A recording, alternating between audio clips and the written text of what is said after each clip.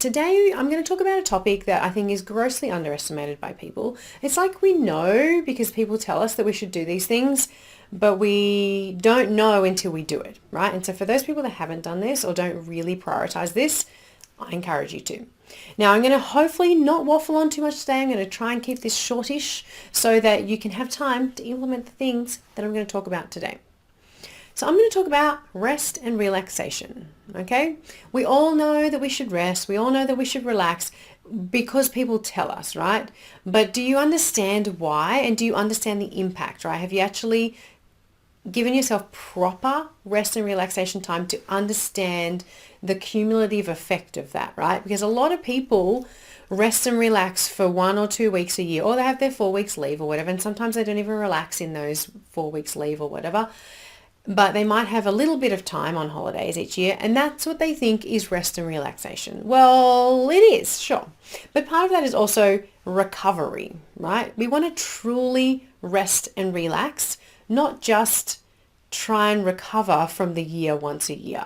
Yeah? They're not the same thing. So why would we bother resting and relaxing? And can I just say, this should be a daily task. This should be something that you task yourself with doing on a daily basis. Relaxing, resting, replenishing yourself. Okay? So what resting and relaxing and replenishing yourself actually does is it has an impact on your nervous system. It helps your nervous system reset, right? And for some of us, our nervous systems are like on high alert all the time, right? We're in fight or flight mode all the time because we're fighting fires all the time. So we need to rest and reset our nervous system. Very important. It's important for high performance. It's important for all sorts of different functions in your body. Okay, right? Hormone production, just health, like also making sure it takes care of your immune system, all of these different things. You want to reset that shit every day, okay? The other important thing is memory and knowledge, right? So when we stop and we rest. This is also for sleep as well, right? So in our sleep is when our memories are made, okay? So if we don't give ourselves enough downtime, then we don't give our bodies enough time to integrate the things that we've learnt in the day or that we've been working on in the day. And that's when we forget more of the things. Like, so we forget more of it. We don't then utilize it properly. Like our body doesn't go, oh, that's a thing I know, and then utilize it in the future as well as it should because we haven't integrated it properly. Okay, so we want to give ourselves time for our brains to integrate the things we've learned. Now, this also goes for if you're a creative person, if you're a business owner, if you're an entrepreneur and you're creating things, okay? Now, you know the creative process. It's not like create, all done, yay, fabulous. No, there's a process to it, okay?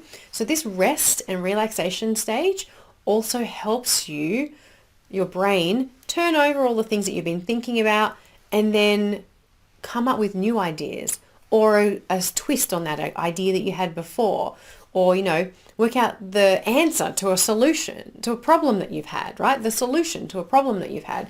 This is how it works, right? You will come up with all these, like obviously our brains are great and they're very good at keeping us going, but you will perform better.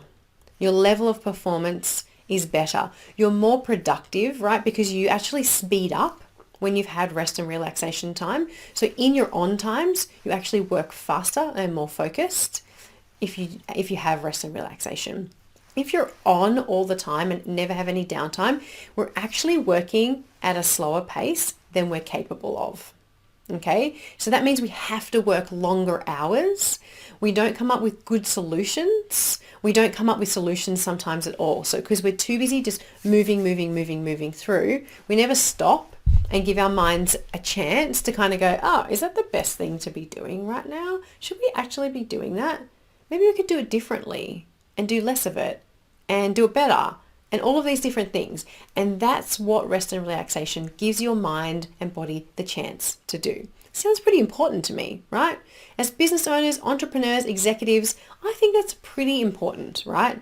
If you truly want to be a high performer, you have to be a high performer. You have to operate as a high performer. And the way that happens is you allow your body and your mind to do that. Okay? A high performer is not an always performer. They are not the same thing. Okay? If you're always on and performing, that is not the same as being a high performer. That is just a really fucking busy person, right? That's just a really busy person constantly doing stuff. Just stuff, right? Sometimes that's the problem. It's stuff. It's not high performance stuff. It's not the most productive stuff. It's not even sometimes the stuff that should be done or could be done better. Okay? You're performing all the time, not the same as being a high performer. And if you want to be a high performer, you need to give yourself rest and relaxation. I mean, it doesn't take rocket science to work this out. If you look at the athletes, look at how an athlete trains. Just Google a high-performing athlete's training plan, okay? And you will see a significant percentage of rest time in there. There is a reason for that, right? The body needs to replenish. The nervous system needs to reset. It needs to remember the new stuff it learnt that day, right? You got a PB, you got a personal best. It needs to integrate that and go, I can do that. I can do that again. I remember how to do that. The whole body is connected. The muscles, the nerves, the brain, all of it's connected, okay? It needs time to rest and relax, integrate, and become better, okay?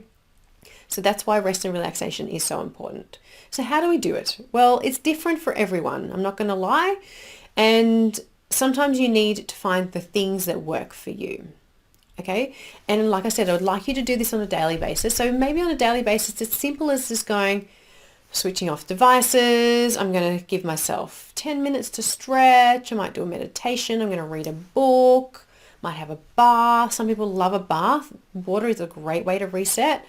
And just give myself time to stop. Like it can be really basic, simple things. Okay. But it has to be more than 10 minutes, right? Or if you only have 10 minutes, give yourself the 10 minutes. But I want you to give yourself real downtime, okay? Because I don't want you to get to the time that you think you're going to rest and relax, which is like the break time or your holiday time, and actually be just recovering. I want you to truly rest and relax, okay?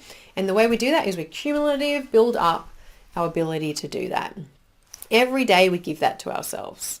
True rest and relaxation, okay? Now, sometimes we struggle to do this because we're like, I've just got so much to do. It's kind of like a muscle, right? You kind of have to build the muscle. You have to train yourself to be able to rest and relax. And so just start slowly. Just start with reading for 20 minutes before bed.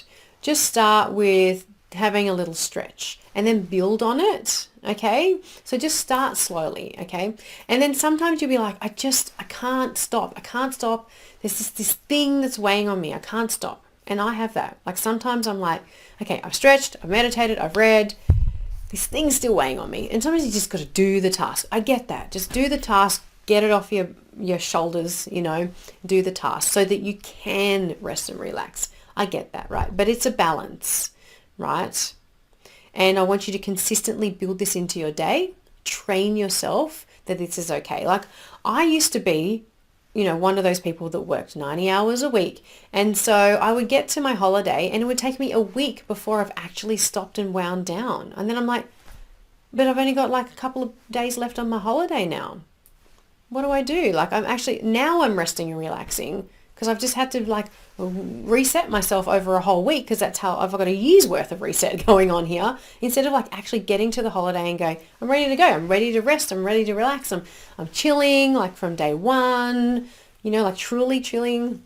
So now you know why it's important. So I hope that you kind of go, I should probably do some of that. I want you to look at what works for you. Test it, give it a few different things a go. Ask other people how they do it. Some people like to knit, watch some Netflix while you're knitting. I don't know, do some painting. There's lots of different ways that you can stop and rest and relax. It doesn't mean going for a massage, having a nap. They're not always those sorts of things, right? It doesn't always mean meditating. What is it for you? And start incorporating that into every day so you can truly be a high performer.